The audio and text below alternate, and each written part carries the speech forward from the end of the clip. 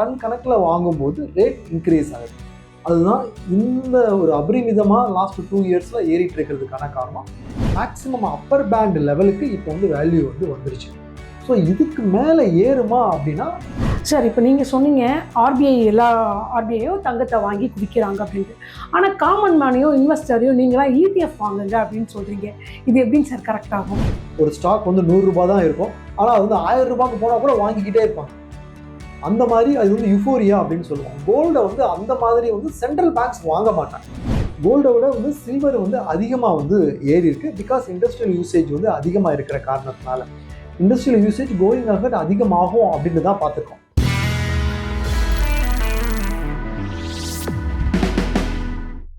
Sir வணக்கம்.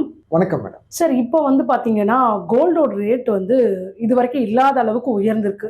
கிட்டத்தட்ட 1 லட்ச ரூபாயை டச் பண்ணிருச்சு. எப்போ டச் பண்ணணும்னு பல பேர் காத்துட்டு இருந்தோம். 1 லட்ச ரூபா இந்த வருஷம் 2025 டச் பண்ணிருச்சு. இப்போ அடுத்த வருஷம் என்ன ஆகும் சார்? 2026 கோல்டு எப்படி இருக்கும் சார்? லாஸ்ட் 2 இயர்ஸ் தான் எடுத்துக்கிட்டோம் அப்படின்னா கோல்டு வந்து ரொம்ப அதிகமான ரேட்டில் வந்து இன்க்ரீஸ் ஆகிக்கிட்டே இருக்கு. இதுக்கு பின்னணி என்ன அப்படின்றத நம்ம வந்து கொஞ்சம் பார்க்கணும். ஒவ்வொருத்தருடைய கன்சம்ஷன் மட்டுமே காரணமா அப்படின்னு பார்த்தோம்னா அது இல்லை. நிறைய கண்ட்ரிஸ் அவங்களோட சென்ட்ரல் பேங்க் வந்து கோல்டை ரிசர்வாக வாங்கி வைக்க ஆரம்பிச்சிருக்காங்க. எல்லாருமே யூஎஸ் டாலரை தான் வந்து மெயின் ரிசர்வாக வச்சுட்டு இருந்தாங்க. யூஎஸ் டாலரை வந்து முன்னாடி அளவுக்கு ஸ்டேபிளாக இருக்குமா, அதோட நம்பகத்தன்மை குறைகிற காரணத்தினாலையும் அந்த எக்கனாமியோட ஸ்டெபிலிட்டி குறைகிற காரணத்தினாலையும் எல்லா சென்ட்ரல் பேங்க்ஸுமே பெரும்பாலும் அவங்க டைவர்சிஃபை பண்ணணும் அப்படின்றதுக்காக யூஎஸ் டாலர்லேருந்து எடுத்து அவங்க கோல்டு ரிசர்வை இன்க்ரீஸ் பண்ணுறாங்க. அதனால அவங்க டன் கணக்கில் வாங்கும்போது ரேட் இன்க்ரீஸ் ஆகுது. அதுதான் இந்த ஒரு அபரிமிதமாக லாஸ்ட் 2 இயர்ஸில் ஏறிட்டு இருக்கிறதுக்கான காரணம். இந்த அளவுக்கு 2 இயர்ஸில் ஏறினது இதுக்கு முன்னாடி ஹிஸ்ட்ரியில் இல்லை அப்படின்னு நம்ம வந்து சொல்லலாம். 2026 எப்படி இருக்கும் அப்படின்றது நம்ம பார்த்தோம் அப்படின்னா, அதாவது கோல்டை பொறுத்த வரைக்கும் வேல்யூவேஷன் அப்படின்றது எப்படி பண்ணுறோம்னா, அதுக்கு தியரிட்டிக்கல் வேல்யூவேஷன் அப்படின்னு ஒரு கான்செப்ட் வந்து இருக்குது. சோஃபார் உலகத்தில் நம்ம எவ்வளவு கரன்சி பிரிண்ட் பண்ணியிருக்கோம், விசாவிஸ் உலகத்தில் எவ்வளவு கோல்டு நம்ம மைன் பண்ணி எடுத்திருக்கோம், ரெண்டையும் வச்சு டிவைட் பண்ணி நம்ம ஒரு வேல்யூ கண்டுபிடிக்கிறோம். அந்த வேல்யூவில் மேக்ஸிமம் அப்பர் பேண்ட் லெவலுக்கு இப்போ வந்து வேல்யூ வந்து வந்துருச்சு. ஸோ இதுக்கு மேலே ஏறுமா அப்படின்னா பியூர் டிமாண்ட் அண்ட் சப்ளையை பொறுத்து தான் நம்ம வந்து அதை டிசைட் பண்ண முடியும். பட் சென்ட்ரல் பேங்க்ஸ் எல்லாமே என்ன பண்ணுவாங்கன்னா, இந்த அப்பர் பேண்டில் இருக்கும்போது வாங்குறத கொஞ்சம் யோசிப்பாங்க. அவங்க எக்ஸசிவ் ப்ரைஸ் கொடுத்து பொதுவாக வந்து வாங்க மாட்டாங்க. எக்ஸசிவ் ப்ரைஸ் கொடுத்து வாங்க மாட்டாங்கன்றதுனால என்ன ஆகும்னா, இதுக்கு லாஸ்ட் 2 இயர்ஸ் ஏறிட்டு இருந்த அளவுக்கு நெக்ஸ்ட் 2 இயர்ஸ் ஏறும் அப்படின்னு சொல்ல முடியாது. அப்போ கோல்டு ரேட் இறங்குமா அப்படின்னு கேட்டிங்க அப்படின்னா, கோல்டு ரேட் இறங்குறதுக்கான பாசிபிலிட்டிஸ் கம்மியாக தான் இருக்குது.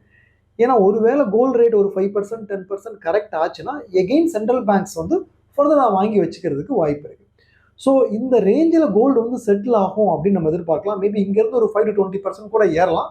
பட் அதை விட அதிகமாக ஏறுறதுக்கான வாய்ப்பு இப்போ இருக்கிற மேக்ரோ சிக்னல்ஸை வச்சு பார்க்கும்போது கம்மியாக தான் வந்து இருக்குங்க. சார், இப்போ நீங்கள் சொன்னீங்க சென்ட்ரல் பேங்க்ஸ் வாங்குறதுனால தான் கோல்டு ரேட் ஏறுது, குறையும் போது தான் அவங்க வந்து வாங்குவாங்கன்ட்டு. அதுக்கான காரணம் என்ன? ஏன் சென்ட்ரல் பேங்க் வந்து கோல்டை டிபெண்ட் பண்ணியிருக்கு? ஒன்று.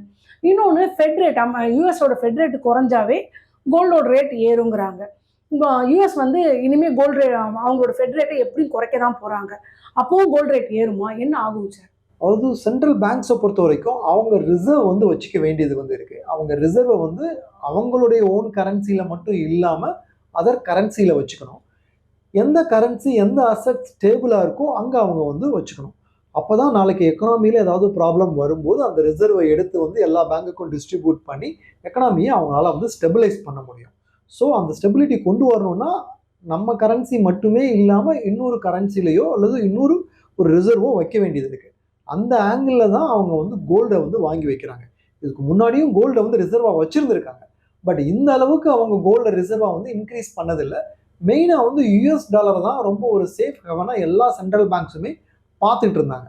பட் இப்போ யூஎஸ் எக்கனாமியே ஒரு ஆட்டங்கான்ற சிச்சுவேஷன் வந்து இருக்குது.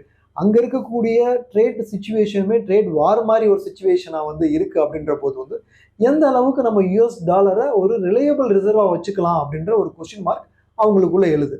ஸோ அப்போ யூஎஸ் டாலருக்கு ஒரு ஆல்டர்னேட்டிவ் நம்ம வந்து பார்க்கணும். யூஎஸ் டாலரை நம்ம நம்பி வந்து அதிகமாக அதில் வச்சுருக்கக்கூடாது, டைவர்சிஃபை பண்ணணும் அப்படின்றது பார்க்குறாங்க. சென்ட்ரல் பேங்கோட பாயிண்ட் ஆஃப் வியூவில் யூஎஸ் டாலர் அப்படின்றது ஒரு ரிஸ்கியான ரிசர்வ் அப்படின்ற மாதிரி ஒரு மைண்ட் செட் கிரியேட் ஆயிருக்கு. ஸோ இப்போ சேஃபான இன்னொரு ரிசர்வ் என்ன அப்படின்னு பார்க்கும்போது அவங்க கோல்டை வந்து பார்க்குறாங்க. சார், கோல்டு ஒரு சேஃபான ஹெவனா பார்க்குறாங்க. யுஎஸோட எக்கானமிஸ் பெருசா சரியா இல்ல அப்படிங்கிறீங்க. ஆனா யுஎஸ் வந்து ஃபெட் ரேட்ட குறைச்சாலும் தங்கத்தோட விலை ஏறுது. இனி வர நாட்கள்லயும் ஃபெட் ரேட் குறைக்க தான் படும்ன்றது ஆனா பெரும்பாலானோர் எதிர்பார்ப்பா இருக்கு. அப்ப இனிமே வர டைம்லயும் கோல்டு இன்னும் ஏறுமாங்க சார்? கோல்டு ரேட் வந்து ஏற்கனவே நான் சொன்ன மாதிரி அந்த தியரிட்டிக்கல் வேல்யூவேஷன் அளவுக்கு வந்து ஏறி தான் வந்து இருக்கு. இதுக்கு மேலே ஏறுறதுக்கான வாய்ப்பு வந்து ஃபெட் ரேட் குறையிறதுனால மட்டுமே அது வந்து ஏறிடும் அப்படின்றது சொல்ல முடியாது. சென்ட்ரல் பேங்க்ஸ் எந்த அளவுக்கு வாங்குறாங்க அப்படின்றது தான் மெயின் ட்ரிகர் பாயிண்டா வந்து இருந்துட்டு இருக்கு. சென்ட்ரல் பேங்க்ஸ் வந்து ஒரு காமன் இன்வெஸ்டார் மாதிரி வந்து லாஜிக் இல்லாம எக்ஸசிவ் ரேட் கொடுத்து வந்து வாங்க மாட்டாங்க. இப்போ நார்மலாக ஒரு ஸ்டாக் மார்க்கெட்டோ இல்லை எந்த ஒரு கிரிப்டோவோ எடுத்துக்கிட்டிங்கன்னா ஒரு யுஃபோரியா வந்துச்சுன்னா என்ன ரேட்லனாலும் நம்ம வாங்கலாம் அப்படின்ற மாதிரி வந்து வாங்க ஆரம்பிச்சிருவாங்க. ஒரு ஸ்டாக் வந்து 100 ரூபாய் தான் இருக்கும். ஆனால் அது வந்து 1000 ரூபாய்க்கு போனால் கூட வாங்கிக்கிட்டே இருப்பாங்க. அந்த மாதிரி அது வந்து யுஃபோரியா அப்படின்னு சொல்லுவோம். கோல்டை வந்து அந்த மாதிரி வந்து சென்ட்ரல் பேங்க்ஸ் வாங்க மாட்டாங்க. யுஃபோரியா இருந்துச்சுன்னா நார்மல் இன்வெஸ்டர்ஸ் தான் இன்வெஸ்ட் பண்ணுவாங்க. பட் அது ரொம்ப நாளைக்கு சஸ்டெயின் ஆகாது. அப்போ அது கீழே விழ தான் வந்து செய்யும். அல்லது ஸ்டேபிளாக ஒரு 1 இயர் 2 இயர் அப்படியே இருந்துட்டு இருக்கும். இந்த சிச்சுவேஷன் தான் நான் எதிர்பார்க்குறேன். ஒரு வேளை வந்து மார்க்கெட் கோல்டு ரேட் டவுன் ஆனால் கூட சென்ட்ரல் பேங்க்ஸ் திரும்பவும் வாங்க வந்து ஆரம்பிச்சிருவாங்க. சார், இப்ப நீங்க சொன்னீங்க எல்லா ஆர்பிஐயும் தங்கத்த வாங்கி குவிக்கிறாங்க அப்படின்ட்டு. ஆனா காமன் மேனையும், இன்வெஸ்டரையும் நீங்கலாம் இடிஎஃப் வாங்குங்க அப்படின்னு சொல்றீங்க. இது எப்படிங்க சார் கரெக்ட் ஆகும்? கவர்மெண்ட் பொறுத்த வரைக்கும் வந்து அவங்க ஒரு பெரிய குவான்டிட்டியாக டன் கணக்கில் வாங்குறாங்க.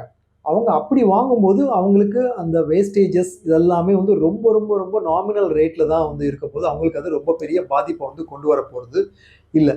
ப்ளஸ் அவங்களுக்கு வந்து ஒரு ரிசர்வாக வாங்குறதுனால அவங்க ஒரு சேஃபான அசட்டாக கோல்டை வந்து பார்க்குறாங்க. அதனால தான் அவங்க கோல்டை வந்து ரிசர்வாக வந்து வாங்குறாங்க. ஒரு காமன் மேனை எடுத்துக்கிட்டீங்க அப்படின்னா நீங்கள் லாங் டேர்முக்கு இன்வெஸ்ட் பண்ணுறீங்க, ரிஸ்க் எடுக்கலாம் அப்படின்ற போது நீங்கள் ஈக்விட்டியில் இன்வெஸ்ட் பண்ணலாம் அப்படின்ற ஒரு ஆப்ஷன் வந்து உங்களுக்கு வந்து இருக்குது. அப்படி இல்லை எனக்கு வந்து சேஃபான அசட்டு தான் வேணும், கோல்டில் எனக்கு பார்ட்டிசிபேஷன் வேணும் அப்படின்ற போது நீங்கள் ஃபிசிக்கல் கோல்டு வாங்கலாம். பட் எகெயின் அதில் உங்களுக்கு சார்ஜஸ் வந்து ஹெவியாக வந்து இருக்கும்.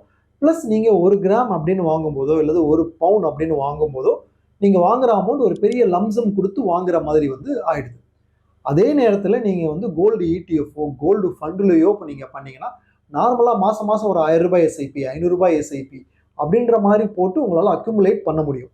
கோல்டு இடிஎஃப்ல கோல்டு ஃபண்டில் வாங்குறதுக்கும் நீங்கள் டைரெக்டாக கோல்டில் வாங்குறதுக்கும் டிஃபரன்ஸ் அப்படின்றது பார்த்தீங்கன்னா உங்களுக்கு எக்ஸ்பென்ஸ் வந்து கம்மியாக வந்து இருக்கும். சின்ன குவான்டிட்டியில் கூட உங்களால் வந்து வாங்கிட முடியும். தென் எப்போ வேணாலும் நீங்கள் வந்து மார்க்கெட் ரேட்டுக்கு வித்துற முடியும். நீங்கள் அதை வந்து ஜொல்லா தான் கன்வெர்ட் பண்ணணும் அப்படின்ற அவசியம் வந்து உங்களுக்கு வந்து கிடையாது. இந்த ஆங்கிளில் பார்க்கும்போது உங்களுக்கு ஒவ்வொரு டைமும் வந்து செய்கூலி சேதாரம் அந்த மாதிரி வேஸ்டேஜஸ் வந்து வராது. பர்டிகுலர் ஜுவல்லர்கிட்ட வாங்கினேன், பர்டிகுலர் ஜுவல்லர்கிட்ட தான் நான் விற்கணும் அப்படின்னும், அங்கே போய் தான் நான் ஜுவல்ஸ் எடுத்துக்கணும் அப்படின்னும் உங்களுக்கு ஒரு கண்டிஷன் வந்து இருக்காது. ஓவராலாக நீங்கள் இதை ஒரு இன்வெஸ்ட்மெண்ட்டில் வச்சுருக்கும் போது, ஆல்ரெடி நீங்கள் ஒரு ஈக்விட்டி போர்ட்ஃபோலியோ வச்சுருக்கீங்க, கோல்டு இடிஎஃப்பும் வச்சுருக்கீங்க அப்படின்ற போது உங்களுக்கு ஒரு ஸ்டெபிலிட்டி இருக்கும் போர்ட்ஃபோலியோவில்.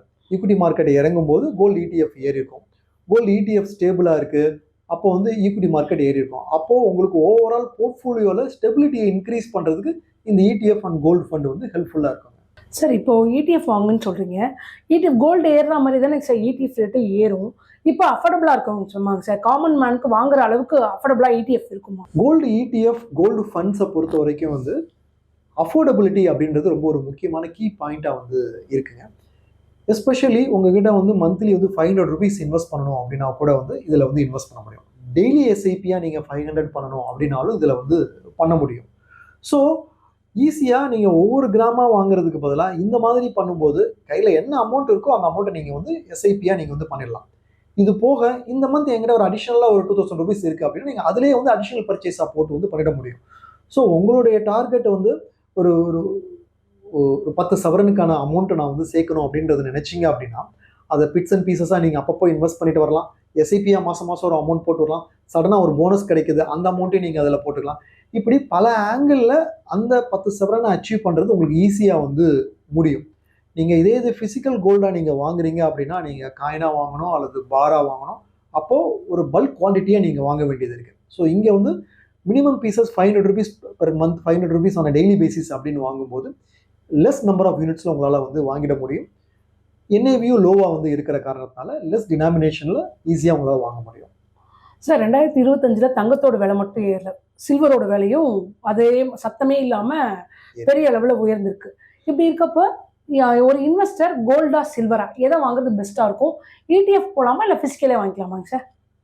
கோல்டு சில்வர் ரெண்டுமே நம்ம இடிஎஃப் அல்லது கோல்டு ஃபண்ட் சில்வர் ஃபண்ட் மூலமாக வாங்குறது வந்து பெட்டர் ஆப்ஷனாக வந்து இருக்கும், நம்ம ஃபிசிக்கல் கோல்டு ஃபிசிக்கல் சில்வருக்கு போகிறத விட. கோல்டுக்கும் சில்வருக்கும் அசெட் கிளாஸில் என்ன டிஃப்ரென்ஸ் இருக்குது அப்படின்னு நீங்கள் பார்த்தீங்க அப்படின்னா, கோல்டு வந்து யூனிவர்சலி அக்செப்டட் அசட்டாக வந்து இருக்குது. எல்லாருமே அதை ஜுவல்லரி பர்பஸ்க்காகவும் வாங்குகிறோம். அட் த சேம் டைம் வந்து சென்ட்ரல் கவர்மெண்ட்டும் அதை ரிசர்வாக வந்து வச்சிட்ருக்கு. சில்வரை பொறுத்த வரைக்கும் வந்து கன்சம்ஷன் பர்பஸ் அப்படின்றது கோல்டு அளவுக்கு வந்து இல்லை. அட் த சேம் டைம் சில்வருக்கு வந்து இண்டஸ்ட்ரியல் யூசேஜ் வந்து இருக்குது. அந்த இண்டஸ்ட்ரியல் யூசேஜ் நாளுக்கு நாள் இன்க்ரீஸ் ஆகிக்கிட்டே இருக்குது. அதனால சில்வரை பொறுத்த வரைக்கும் அதை ஒரு அசட் கிளாஸாக பார்க்காம அதை ஒரு கமாடிட்டியாக வந்து பார்க்குறாங்க. எப்படி காப்பர் அலுமினியம்லாம் ஒரு கமாடிட்டியாக எப்படி இண்டஸ்ட்ரியல் டிமாண்டுக்கு ஏற்ற மாதிரி ரேட் ஏறுதோ அந்த மாதிரி சில்வருக்கான டிமாண்டும் இன்க்ரீஸ் ஆகிறதுக்கு வாய்ப்பு இருக்குது. அட் த சேம் டைம் நாளைக்கு சென்ட்ரல் பேங்க்ஸ் வந்து சில்வரையும் ஒரு ரிசர்வாக கொண்டு வந்தாங்க அப்படின்னா, ஆல்ரெடி சில கண்ட்ரீஸ் அதை வந்து பண்ணியிருக்காங்க, எல்லா கண்ட்ரீஸும் அக்ராஸ் பண்ண ஆரம்பித்தாங்க அப்படின்னா தென் சில்வருமே ஒரு அசட் கிளாஸாக கன்வெர்ட் ஆகிறதுக்கு வாய்ப்பு இருக்குது. இப்போ அஸ் ஆஃப் நவ் கோல்டு வந்து ஒரு அசட் கிளாஸாக வந்து இருந்துகிட்ருக்கு, சில்வர் வந்து கமாடிட்டியாக தான் இருந்துகிட்ருக்கு. சில்வரை பொறுத்த வரைக்கும் சென்ட்ரல் பேங்க்ஸோட சப்போர்ட் சென்ட்ரல் பேங்க்ஸ் ரிசர்வாக வச்சுருக்காங்க அப்படின்றது இல்லை. இது வந்து ஒரு மைனஸாக இருக்குது சில்வரை பொறுத்த வரைக்கும். But at the same time growth அப்படின்றது லாஸ்ட் 2 இயர்ஸில் நீங்கள் பார்த்தீங்கன்னா கோல்டை விட வந்து சில்வர் வந்து அதிகமாக வந்து ஏறி இருக்கு. பிகாஸ் இண்டஸ்ட்ரியல் யூசேஜ் வந்து அதிகமாக இருக்கிற காரணத்தினால இண்டஸ்ட்ரியல் யூசேஜ் கோயிங் அஹெட் அதிகமாகும் அப்படின்னு தான் பார்த்துருக்கோம். பட் இது வந்து ஒரு டாக்டிக்கலாக இப்போ இருக்கக்கூடிய சுச்சுவேஷனை வச்சு நம்ம டிசைட் பண்ண முடியுது. பட் கோல்டு அப்படின்றது அப்படி இல்லை. இப்போ சுச்சுவேஷன் ஃபேவரபுளாக இருக்குது. அதர்வைஸ் நீங்கள் வாங்கி வச்சுட்டீங்க 10 இயர்ஸ்க்கு அப்புறம் பார்த்தீங்கன்னாலும் கோல்டு ரேட் உங்களுக்கு இன்க்ரீஸ் ஆகி தான் இருக்கும். ஏன்னா கோல்டை பொறுத்த வரைக்கும் இண்டிவிஜுவல் கன்சம்ஷனும் அதிகமாக இருக்குது, சென்ட்ரல் பேங்க்கும் ரிசர்வாக வச்சுட்டு இருக்காங்க. பட் சில்வர் அப்படி இல்லை. இப்போ டாக்டிக்கலாக அது பெட்டர் பொசிஷனில் இருக்குது, வாங்கலாம். பட் லாங் டேர்மில் 10 இயர்ஸ்க்கு அதை வச்சிருக்கலாமா இல்லையா அப்படின்றத நீங்கள் ப்ராப்பராக ரிவ்யூ பண்ணி தான் டிசைட் பண்ண வேண்டியது இருக்கும். மியூச்சுவல் ஃபண்ட் கம்பெனிஸ் எல்லாமே கோல்டு அண்ட் சில்வர் ரெண்டுமே ரேலி ஆகிறதுனால ரெண்டும் காம்பினேஷன் ஆஃப் ஃபண்ட்ஸை கொண்டு வந்திருக்கிறதா கேள்விப்பட்டோம். அந்த ஃபண்டை பற்றி கொஞ்சம் சொல்லுங்கள் சார். ஓகே, இப்போது புதுசாக லான்ச் ஆகிருக்கிற கோல்டு அண்ட் சில்வர் ஃபண்ட்ஸ் வந்து எடுத்துகிட்டு பார்த்தீங்க அப்படின்னா, அங்கே வந்து ஃபண்ட் மேனேஜர் கேன் டிசைட் கோல்டில் எவ்வளவு இன்வெஸ்ட் பண்ணுறது, சில்வரில் எவ்வளவு இன்வெஸ்ட் பண்ணுறது அப்படின்ற அலோகேஷன் அவங்க டிசைட் பண்ணிப்பாங்க. இப்போ அவங்களுடைய அவுட்லுக் சில்வரில் பெட்டராக இருக்குது அப்படின்னா சில்வரில் ஜாஸ்தி எக்ஸ்போஷர் வச்சுப்பாங்க. நாளைக்கே ஒரு 2 இயர்ஸ்க்கு அப்புறமா சில்வரில் வந்து அவ்வளோ டிமாண்ட் இல்லை, கோல்டுக்கு தான் அதிகமாக டிமாண்ட் இருக்க போதுன்னு அவுட்லுக் வந்துச்சு அப்படின்னா சில்வர் எக்ஸ்போஷரை குறைச்சிட்டு கோல்டு எக்ஸ்போஷருக்கு பண்ணிடுவாங்க. பட் நான் ஒரு இண்டிவிஜுவலாக கோல்டுலேயும் ஒரு எஸ்ஐபி போட்டுட்ருக்கேன், சில்வர்லேயும் எஸ்ஐபி போட்டுட்ருக்கேன்னா இந்த டாக்டிக்கலாக நான் அஸ்ட் அலோகேஷனை சேஞ்ச் பண்ணுறது அப்படின்ற கால் நான் எடுக்க வேண்டியது வந்து இருக்கும். இது ஒரு ஃபண்ட் மேனேஜர் கிட்ட விட்டது பெட்டர் ஆப்ஷனாக இருக்கும் அப்படின்றதுனால அந்த மாதிரி ஒரு காம்போ ஃபண்ட் அவங்க லான்ச் பண்ணியிருக்காங்க. சார் இது வந்து இன்வெஸ்டருக்கு எந்த வகையில் பயனளிக்கும் சார்? நம்ம வந்து மார்க்கெட்டை டைம் பண்ண வேண்டியது இருக்கு இல்லையா. நான் எஸ்பெஷலி சொன்ன மாதிரி வந்து சில்வர் வந்து இப்போ ஒரு கமாடிட்டியாக தான் இருக்குது, அது ஒரு அசட் கிளாஸாக வந்து இல்லாமல் வந்து இருக்குது. இண்டஸ்ட்ரியல் யூசேஜ் இப்போ நெக்ஸ்ட்டு ஒரு 2 இயர்ஸ்க்கு வந்து சில்வர் வந்து இண்டஸ்ட்ரியல் யூசேஜில் அதிகமாக டிமாண்ட் தேவைப்படுற காரணத்தினால அது இன்க்ரீஸ் ஆகும் அப்படின்றது நம்ம வந்து பார்க்கலாம். பட் தொடர்ந்து இன்க்ரீஸ் ஆகிட்டே இருக்குமா அப்படின்றது தெரியாது. கோல்டு மாதிரி அதுவும் வந்து இன்ஃப்ளேஷனுக்கு எகென்ஸ்டாக ஒரு ஹெட்ஜாக லாங் டேர்மில் இருக்குமா அப்படின்றது இன்னும் ப்ரூவ் பண்ணப்படலை. அப்படி மாறுற பட்சத்தில் நம்மளாலே மேனேஜ் பண்ணிக்க முடியும். அப்படி மாறாமல் திரும்ப அது கமாடிட்டியாக தான் இருக்குது, கோல்டு தான் அசட்டாக இருக்குன்ற போது சில்வரோட டைம் முடியும் போது அதை எடுத்து மாற்ற வேண்டியது இருக்கும். இந்த மாதிரி அஸ்ட் அலோகேஷனை ரீபேலன்ஸ் பண்ணுறது, மாற்றுறது, ஸ்ட்ராட்டஜிக்காக டிசைட் பண்ணுறது, டெக்னிக்கலாக டிசைட் பண்ணுறது எல்லாமே வந்து ஃபண்ட் மேனேஜரே பண்ணிக்க முடியும். இந்த மாதிரி கோல்டு அண்ட் சில்வர் ஃபண்டில் இன்வெஸ்ட் பண்ணும்போது நம்ம தனித்தனியாக பண்ணும்போது அந்த ரெஸ்பான்சிபிலிட்டியை இண்டிவிஜுவலாக நம்ம தான் எடுத்துக்கிறோம். சார் ஃபைனலாக ஒரு கொஸ்டின். இப்போ 2026 பெருசாக உயராத தங்கம் அப்படின்றீங்க, அப்போ சில்வர் உயருமாங்க சார்?